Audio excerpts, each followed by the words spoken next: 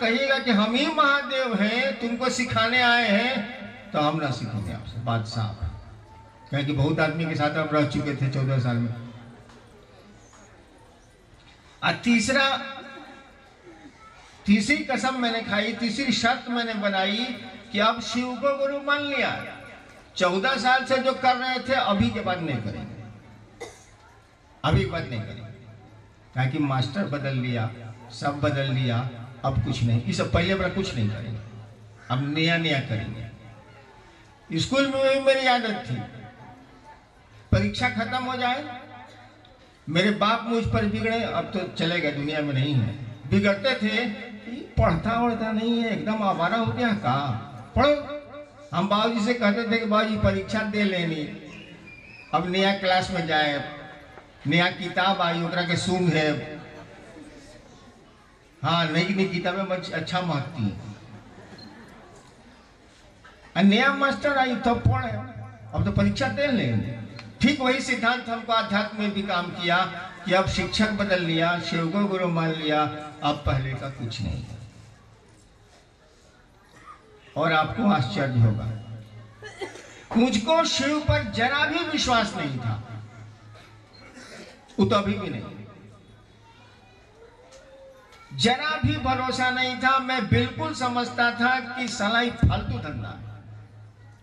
14 साल गया, अब शिव को भी गुरु मान लिए हैं, ये देह में है नहीं, बोलेगा नहीं, इसके बदले तो प्रेते साला बदमाशी करता है, तो शिव है वह नहीं। हम खाली हिसाब बनाए थे कि गुरु है, मन मेरा इसको मानता नहीं।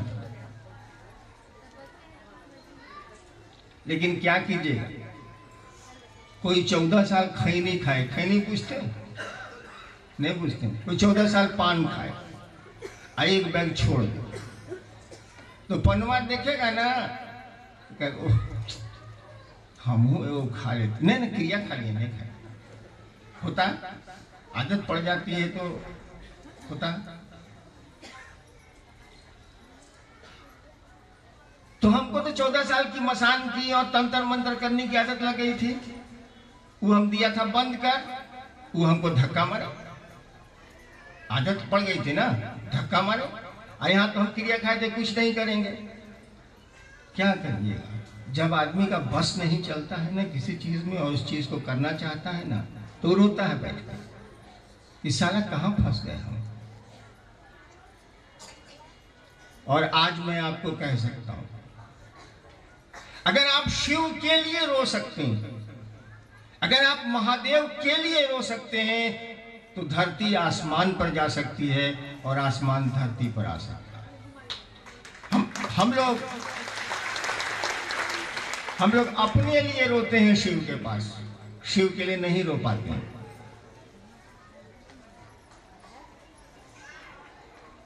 और कोई विश्वास नहीं था। अब तो कहता हूं कि गुलाब का एक फूल ले लीजिए, उसको मसल दीजिए, तब भी सुगंध उसमें आएगी, दुर्गंध नहीं देगा। ठीक उसी तरह से वह शिव है, उसको बढ़िया से रखिए, या उस पर अविश्वास करिए, या जो मन करे और श्रद्धा दीजिए उसको, लेकिन उसके साथ सटे रहिए। जिंदगी खूबसूरत हो जाएगी, जीवन सुंदर हो जाएगा। तो मैं कह रहा था कि मैंने केवल शिव मेरे गुरु हैं, हम तो जानते भी नहीं थे कि शिव गुरु हैं। जब 8 साल के बाद लोगों से हमने कहना शुरू किया, 8 साल तक हम किसी को बोल भी नहीं किए, अपनी पत्नी को छोड़ के किसी को मैंने नहीं कहा कि मैंने शिव को गुरु माना। मैं जानता था कि साला यहाँ भी भंडोल होगा, ये काम नहीं करना, किसी को नहीं कहते थे हम। लेकिन 8 साल में जो हमको रिजल्ट आया, जो परिणाम आए, जो नतीजे आए, उससे हमारा मन कहने लगा ये तो गुरु है भैया, कहने इसको लोग गुरु मानते हैं। और तब मैंने कहना शुरू किया था 8 साल के बाद कि शिव को गुरु बनाए आप, वो गुरु हैं। और तब मुझको मालूम हुआ कि लोग जानते हैं कि शिव गुरु है। हम कहा कि जब मालूम था कि शिव गुरु है, तो गोदी में लड़का शहर में ढिढोरा, मालूम है कि उससे बड़ा गुरु नहीं होता है। उससे आप परिचित भी हैं, खानदान दर खानदान से परिचित हैं, और आपको जानकारी है कि वो जगत गुरु है, आदि गुरु है, गुरुओं का गुरु है, तो उसको अपना गुरु क्यों नहीं बनाते हैं भाई साहब। आइए देखते हैं आपने क्या लिख के भेजा है।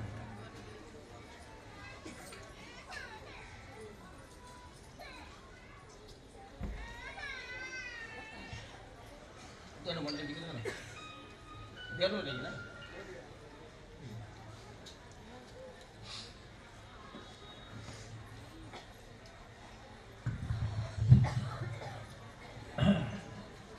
मैं पंकज प्रिंस मधेपुरा।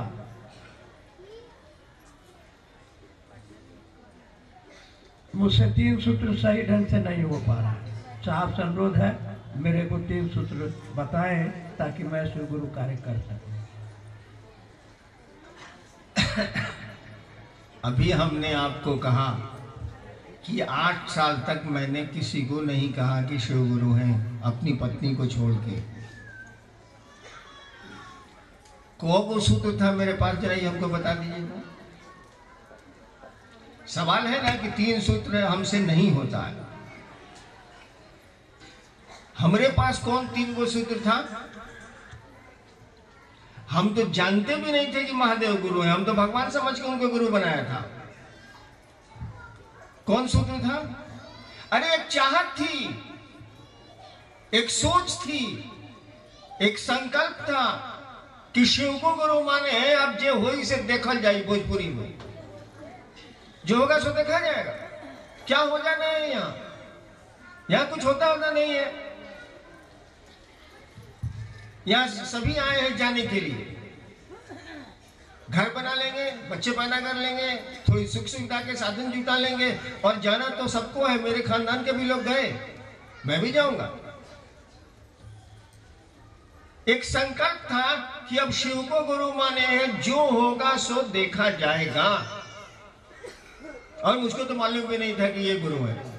8 साल तक मैं जानता भी नहीं था। मैंने भगवान समझा, भगवान को ही गुरु समझा, शिव गुरु है बाद में मालूम है। एक चाहत थी, एक संकल्प था, एक निश्चय था कि शिव को गुरु माना है तो हम मानेंगे, जो होगा सो देखा जाएगा। और क्या क्या नहीं हुआ मैं आपको बताऊंगा ना, तो आप तो शिव को गुरु नहीं मानेंगे, छोड़ देंगे। शिव को गुरु मानने के बाद जो 14 साल से जो प्रेत मेरे साथ थे, उन्होंने मुझको छोड़ा नहीं। क्योंकि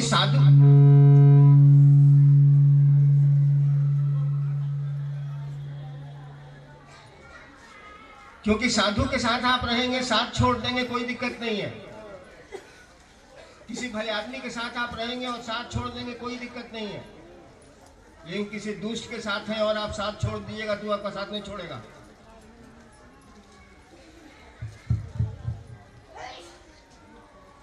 तो शिव को गुरु मानने के बाद जो 14 साल मेरे संगी साथी थे, वो मेरा पीछा करते रहे।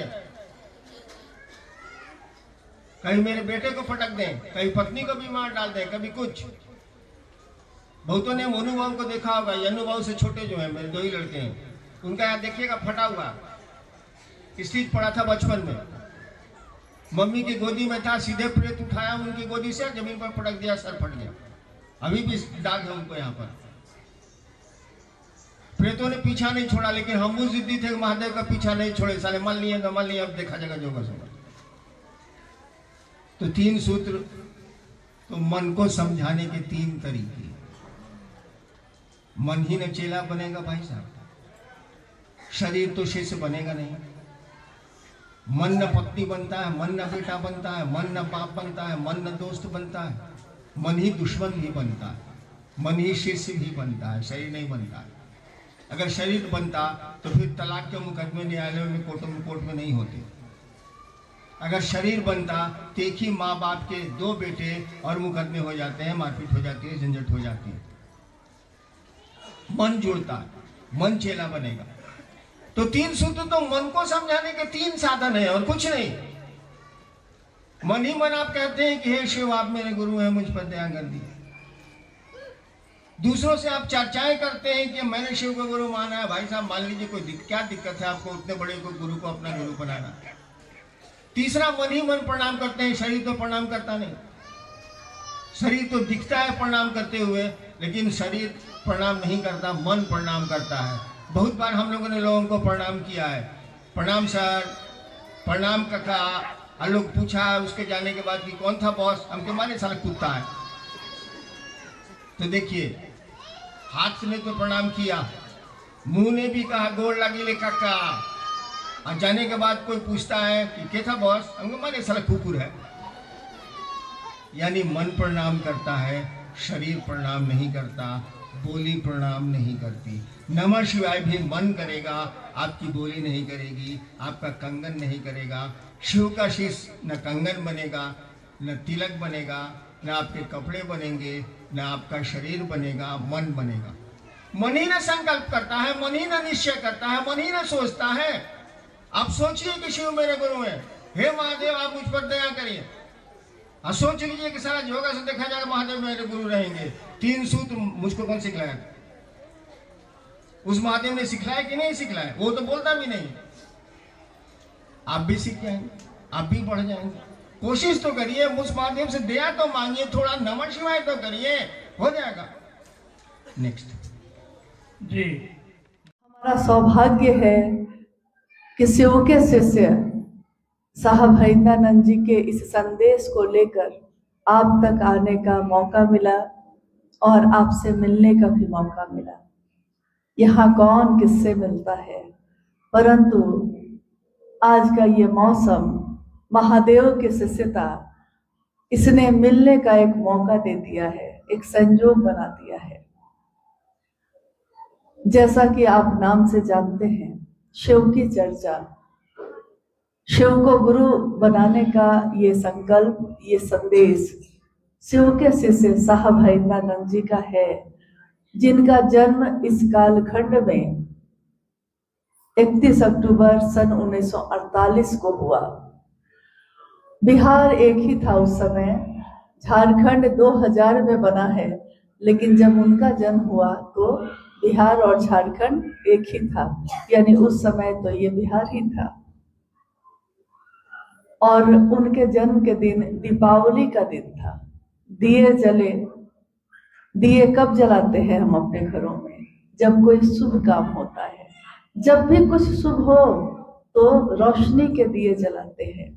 हमारी सभ्यता, हमारी संस्कृति में रोशनी को जलाया जाता है, बुझाया नहीं जाता। हालांकि अभी थोड़ा सा कभी कभी देखते हैं कि बहुत जगहों पे लोग दिए को बुझाने लगते हैं, मोमबत्ती को बुझाने लगते हैं, लेकिन भारत की संस्कृति ये कहती है कि यहाँ हमेशा ज्ञान का दिया जला है। जब भी हर पल शुभ है, तो जिस पल में हम खड़े होकर ईश्वर को याद करते हैं, हम उसमें दिया जलाते हैं। और आज के इस परिवेश में महेश्वर शिव के गुरु स्वरूप की बात लेकर हम लोग भी आए हैं। यहाँ पहले से ही शिव से लोग जुड़े हुए हैं, क्योंकि जुड़ाव सिर्फ एक दिन का नहीं होता।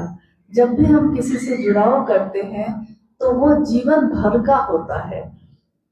जब किसी लड़की का, एक बच्ची का ब्याह होता है कहीं, तो वो ब्याह जीवन भर के लिए होता है। एक रिश्ता जो उसके धर्म पिता, धर्म माँ से बनता है, वो जीवन भर के लिए बनता है। यानी मन के रिश्ते जब भी हम जोड़ते हैं तो वो जीवन भर के लिए होते हैं, कभी एक दिन या एक पल के लिए नहीं होते। जब उस भगवान शिव को, जिनके अनेक स्वरूप जगत में पूजित हैं, महादेव के अनेक स्वरूपों में कुछ ऐसे नाम हैं जो जगत में बहुत प्रसिद्ध हैं, जैसे जिसकी पूजा हम आप करते आए हैं।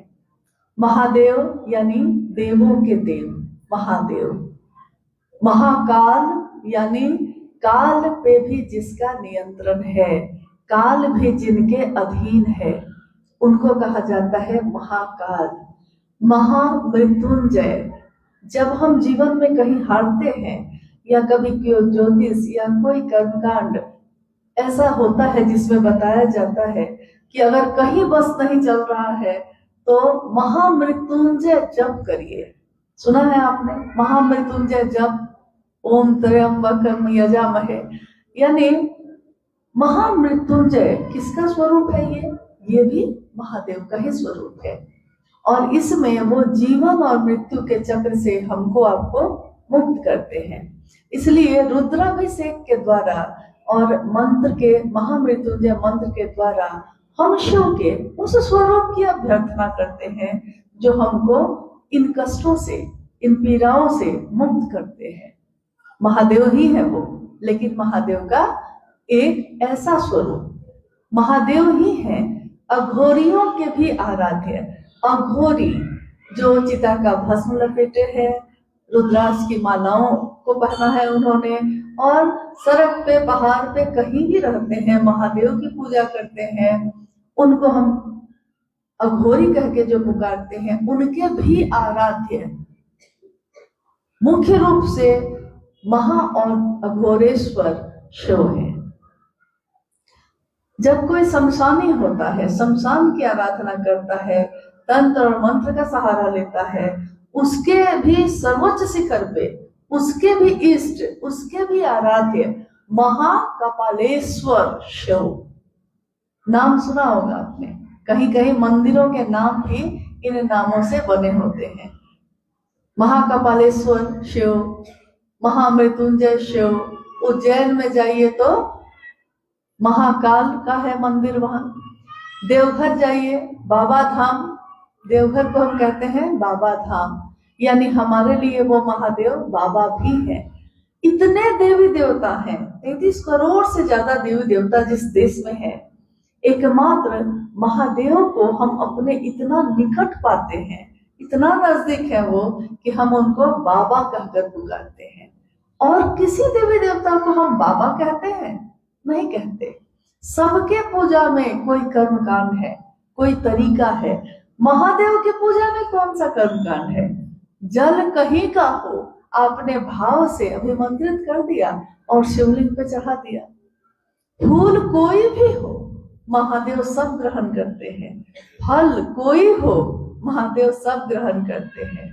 कोई चांदी का दिया जलाता है, कोई सोने का दिया जलाता है, कोई मिट्टी का, कोई गोबर से बना दिया जलाता है।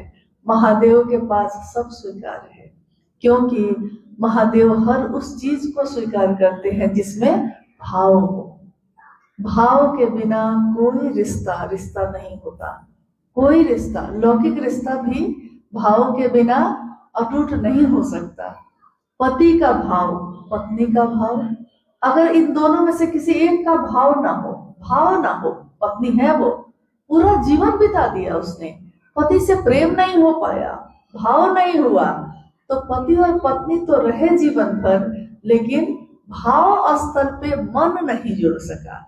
इसलिए पति नहीं जानता कि पत्नी क्या चाहती है, पत्नी नहीं जानती कि पति क्या चाहता है। माँ है, पुत्र पुत्री है, भाव अगर है तो पिता जब वृद्ध होते हैं, बुजुर्ग हो जाते हैं, तो पुत्र उनकी सेवा करता है, उनकी देखभाल परवाह करता है।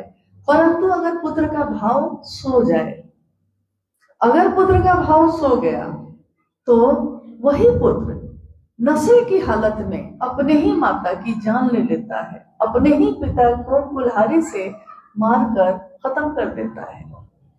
हमेशा आप अखबार में पढ़ते हैं, यानी भाव ना हो तो रिश्तों का कोई अर्थ नहीं। और महादेव को भाव चाहिए, पूजा में तो भाव चाहिए।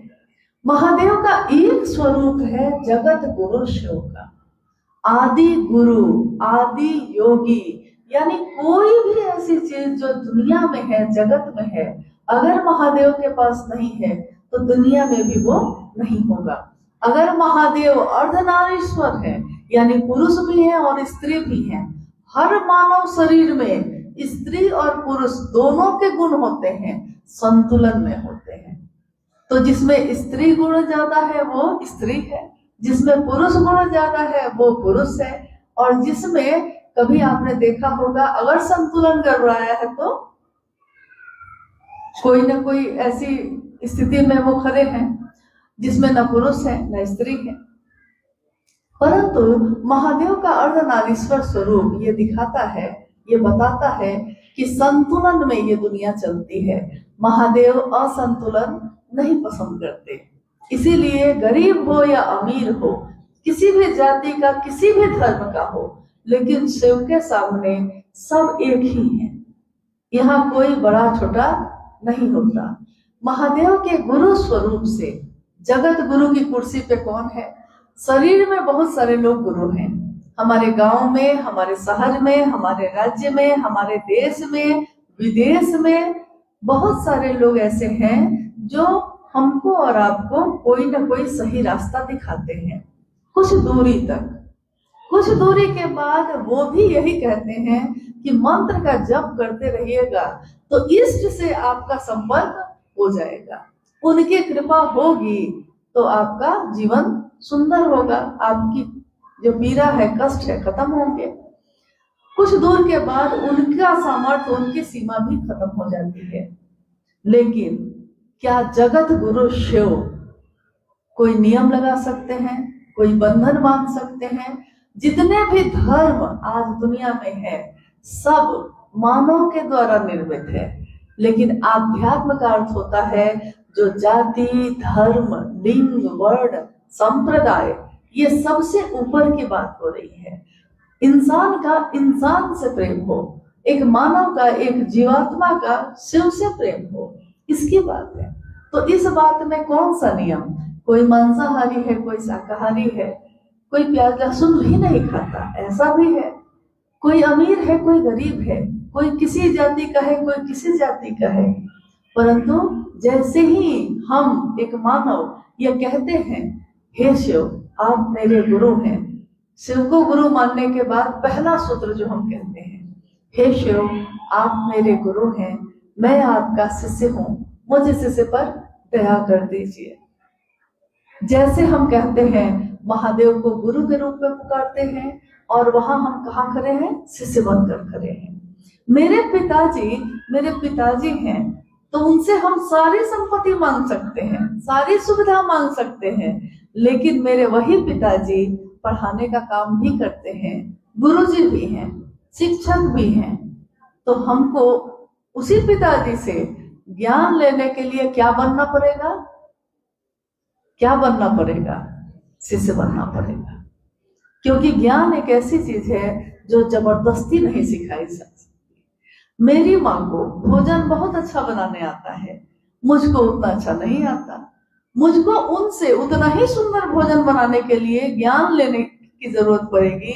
यानी माँ तो है, वो भोजन बनाकर मुझको दे सकती है, लेकिन बनता कैसे है, क्या तरीका होता है, क्या इसका अभ्यास होता है, इसके लिए हमको मन को एक भोजन बनाने के लिए भी मन को उन्मुख करना पड़ता है, मन को उस दिशा में ले जाना पड़ता है।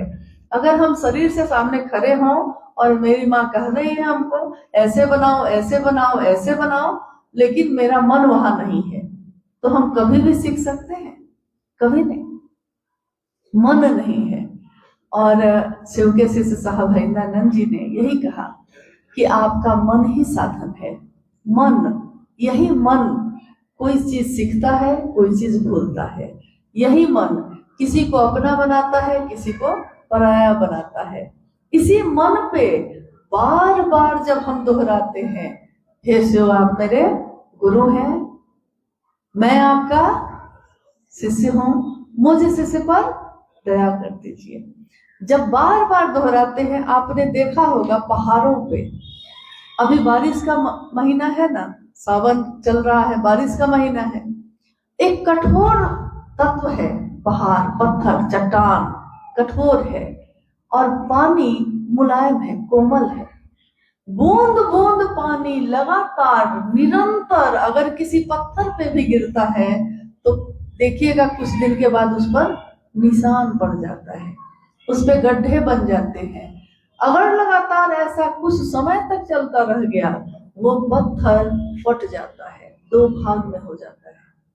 तो कि कोई औकात नहीं, कोई भी साथ नहीं है, लेकिन अगर वो निरंतर गिरता रहा तो क्या होता है? पत्थर जैसा कठोर भी पिघल जाता है। हमारा आपका मन कैसा है? हमारा आपका मन तो पत्थर जैसा नहीं है, थोड़ा कोमल तो है। कितना भी हम इंसानियत भूल गए हैं, तब भी अगर कोई अनजान आदमी भी लगातार रोता हुआ दिखता है तो उसके दुख को देखकर हमारी आंखों में आंसू आते हैं। यानी हमारा मन पत्थर का नहीं है, हमारा मन बहुत ही कोमल है। और इस कोमल मन में महादेव की दया से संजात भीगा हुआ आर्द्र ज्ञान जब उतरता है तो इस मन पे महादेव की छाप पड़ती है। अभी तक हम किसी की पत्नी, किसी की बेटी, किसी के भाई, किसी के मित्र, किसी के दुश्मन थे, लेकिन आज जैसे ही हम कहते हैं, बोली बहुत प्रभाव डालती है। हम बोलते क्या हैं, हम सोचते क्या हैं, हम बात क्या करते हैं। तो अगर हम किसी के बारे में लगातार बात करते हैं एकदम गलत, मतलब उसके लिए नफरत से भरी बात अगर करते हैं, कुछ समय के बाद देखिएगा हमेशा आपका मन चिड़चिड़ा रहेगा, हमेशा आपका मन क्रोध से भरा रहेगा, क्योंकि किसी और को नफरत देने में वो नफरत हमने अपने मन में ही रख लिया। मेरे ही मन में न पैदा होता है तब न किसी को देते हैं हम। और साहब ने कितनी सुंदर बात कही कि इस मन में महादेव को रखिए, महादेव की बात करिए। एक विषय आपके जीवन का ये भी हो कि शिव मेरे गुरु हैं, शिव भगवान है, देवता है, देवों के देव हैं, लेकिन अगर मेरे नहीं हैं तो हम उनकी परवाह नहीं करते। महादेव की दया से इस जीवन में हमारा आपका जीवन शिवमय होता है, सुगंधमय होता है। और आखिर एक डिप्टी कलेक्टर जो जगत में, जिनका नाम लिया मैंने अभी, शिवसे से साहब हरिंद्रानंद जी, इनका जन्म जब हुआ तो इनके पिताजी एजुकेशन डायरेक्टर थे बिहार के। ये जब बड़े हुए इन्होंने कानून की पढ़ाई की, लॉ पढ़ा और बिहार प्रशासनिक सेवा में डिप्टी कलेक्टर के पद पे गए। लेकिन जब इनका विवाह हुआ था उस समय, उससे भी पहले से अपने जीवन के 12वें साल से इनके मन में एक अलौकिक चाहत पैदा हुई, उस अनजाने को जानने की जो दिखाई नहीं देता। ये कौन है जो हमको लाता है, ये कौन है जो हमको लेकर जाता है। तो 12 साल की आयु में उन्होंने शमशान साधना शुरू कर दी।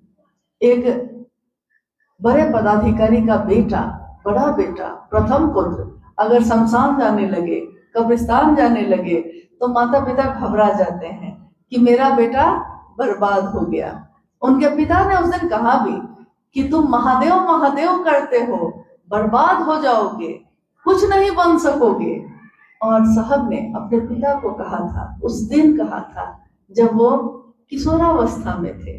उन्होंने कहा, पिताजी लोग क्या क्या करके बर्बाद होते हैं, मैं देखना चाहता हूँ महादेव महादेव करके मैं कितना बर्बाद होऊंगा। और महादेव महादेव करके कोई बर्बाद नहीं होता, महादेव उसको आबाद करते हैं। महादेव ही गृहस्थों के भी साकार आदर्श है। वो सिखाते हैं कि जीवन में, गृहस्थ आश्रम में सुंदरता कैसे बनाई जाती है। शिव भाव में रह के पूरा परिवार, समाज, ये पूरी दुनिया किस तरह शिव जैसा हो जाती है। महादेव किसी धर्म के नहीं, महादेव किसी जाति के नहीं, वो हर जीवात्मा के लिए है, पूरी दुनिया के लिए एक जैसे हैं। सारी चीजें बाद में बनी हैं, लेकिन महादेव तो इस सृष्टि को बनाने वाले ही हैं। तो उस महादेव से अगर हम ज्ञान लेंगे तो महादेव किसके जैसा बनाएंगे। कोई गुरु अपने शिष्य को किसके जैसा बनाता है, कोई गुरु अपने शिष्य को अपने जैसा बनाता है। अगर कोई पहलवानी सिखाता है, हम शिष्य बनकर उसके पास जाते हैं, तो वो हमको क्या सिखाएगा, पहलवानी। और एक दिन वो मुझ अपने से भी ज्यादा बढ़िया पहलवान बना देता है। अभी ये संगीत बज रहा है, कभी इन्होंने संगीत बजाना सीखा होगा, बचपन से तो किसी को नहीं आता, लेकिन इन्होंने जिससे सीखा होगा, हो सकता है जिसने सिखाया होगा आज ये उससे भी अच्छा बजाते होंगे। जिससे सीखने गए थे उसने संगीत सिखाया कि नहीं, खुद से भी अच्छा सिखाया। हमारे बच्चे स्कूल में पढ़ने जाते हैं, कोई गणित के शिक्षक हैं, वो गणित का सारा ज्ञान उसमें उतार देना चाहते हैं। यानी कोई गुरु अपने शिष्य को अपने जैसा बनाता है, खुद से बेहतर।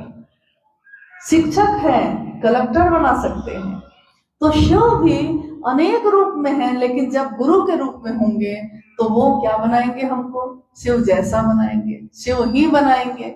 शिव से भी बेहतर कुछ हो सकता है तो वो भी बना सकते हैं। मुख्य रूप ये है कि हम उनको जानते कितना है, हम उनको मानते कितना है, हमारा जुड़ाव कितना है।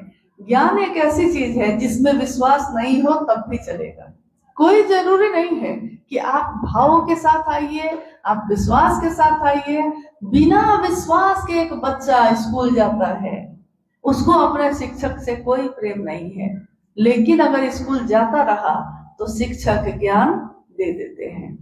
बिना विश्वास के भी अगर महादेव को गुरु मानता है कोई, महादेव उसको अपना शिष्य बनाते हैं और उसमें शिव का भाव जगाते हैं।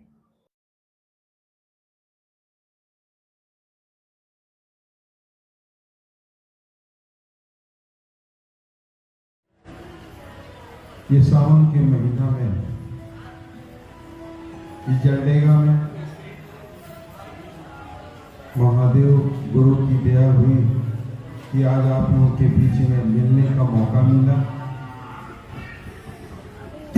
अपने गुरु शिव की बात करने का एक मौका मिला आपसे। कुछ आप लोगों से भी सुनेंगे और कुछ सुनाएंगे। समझ बूझ कर हम आप अपने जीवन में भगवान शिव को अपना गुरु बनाएंगे। वैसे तो हम लोग बहुत बड़े ज्ञानी तो नहीं हैं या प्रवचन करता नहीं है। हम आप ही की तरह एक साधारण शिव के शिष्य हैं आपके बीच में। हम लोगों ने जो साहब से सुना है वही बात आपके बीच में रखी है। जिस भगवान शिव की जो पूजा अर्चना हम और आप करते हैं, उस महादेव से हम और आप धन सुख सुविधा बेटा अपने जीवन की तमाम सुविधाएं उस महादेव से लेते।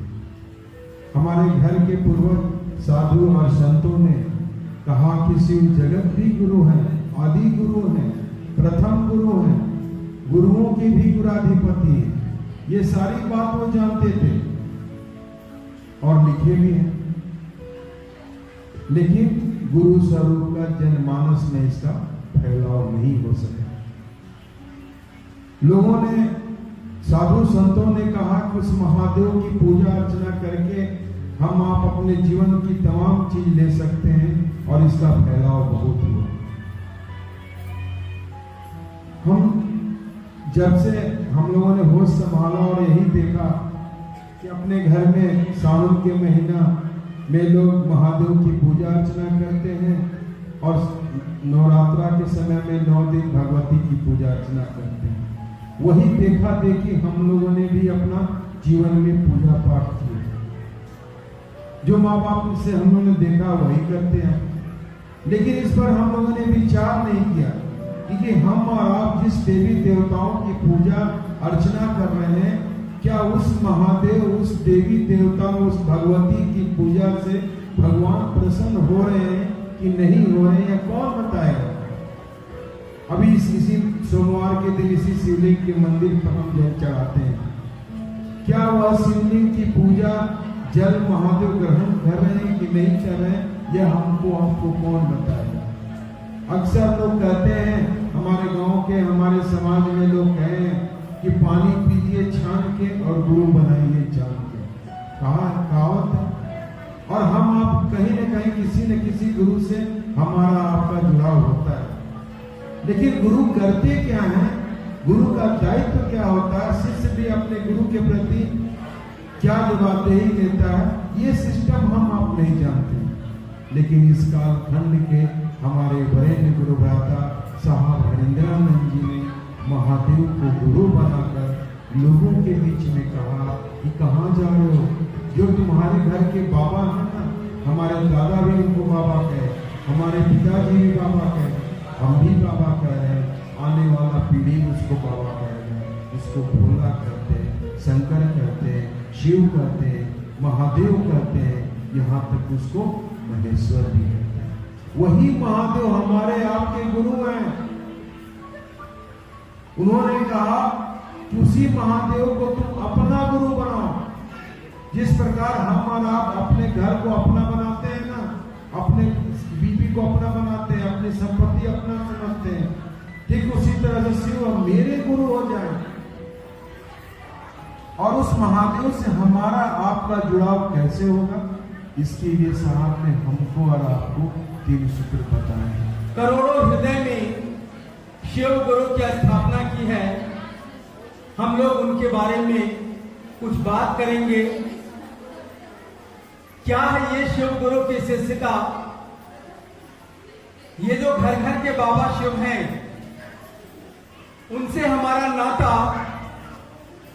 कैसे जुड़ेगा सही में और परिणाम मिलेगा जीवन में, इसके विधा, इसके मंत्र, इसके सिद्धांत के दाता साहब श्री हरिंद्रानंद जी की यह जो यात्रा चल रही है, जिस यात्रा के पड़ाव पर हम आप सभी आज यहाँ उपस्थित हैं, खड़े हैं, तो यहाँ हम आप चलिए उनको यानी साहब दीदी को एक साथ मिलके प्रणाम करते हैं जहां है वहीं से, और उनसे इस आशीर्वाद की कामना करते हैं आज के इस पावन आयोजन में, जहां शिव के गुरु स्वरूप की बात हो रही है।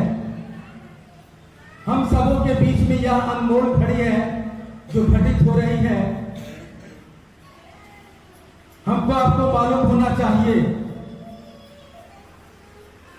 कि लोक चेतना पर मानव के मन में, मानव सृष्टि के मन में शिव की सूचना है। यह सूचना हमारे लिए लाभदायक कैसे हो जाएगा, यानी उस शिव से संपर्क कैसे हो जाएगा, इस रहस्य का उद्घाटन हमारे आपके बीच में इस कालखंड के महामानव साहब श्री हरिंद्रानंद जी ने आरंभ किया इस धरती पर।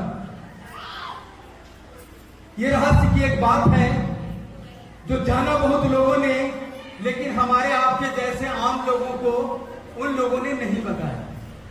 क्यों नहीं बताया? ये कारण तो हम नहीं जानते हैं, आप भी नहीं जानते हैं।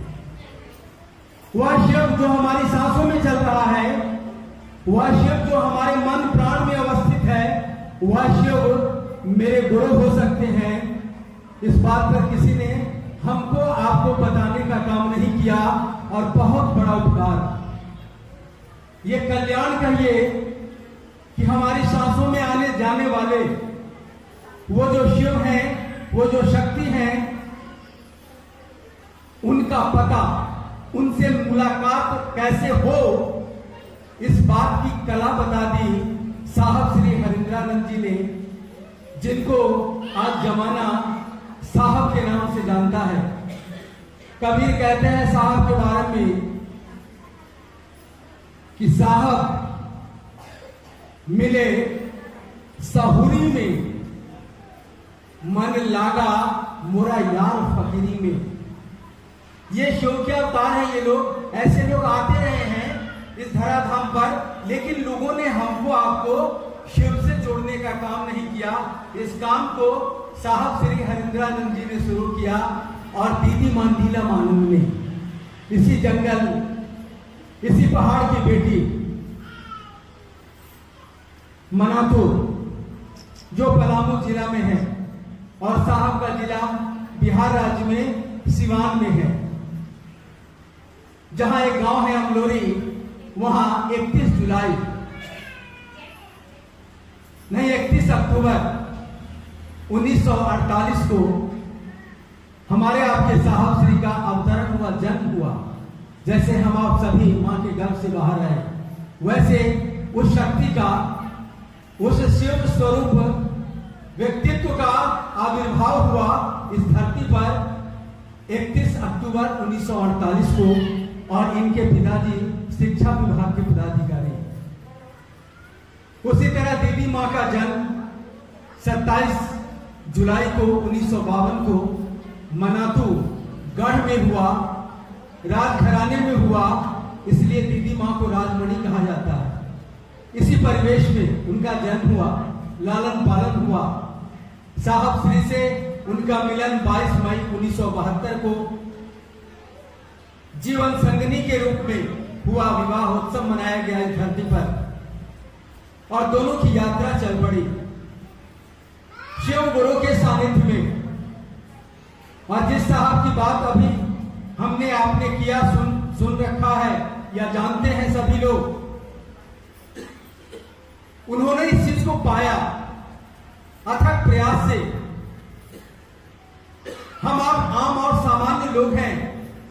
सब जगह ढूंढते हैं। सच है ये, सच मानो। बिरले लोग यहाँ आते हैं जो शिव को ढूंढते हैं, शाश्वत को ढूंढते हैं, और वो मार्ग दे देते हैं आम आवाम को चलने के लिए। इसीलिए उनको महामानव कहा जाता है, जो सामान्य मानव के चलने का मार्ग प्रशस्त करता हो, जो निर्माण करता हो। आज का ये दिन जो जगत में नाग पंचमी के नाम से जाना जाता है, और जैसा आपने सुना, हम सबकी माँ दीदी नीलम आनंद जी का आज ही के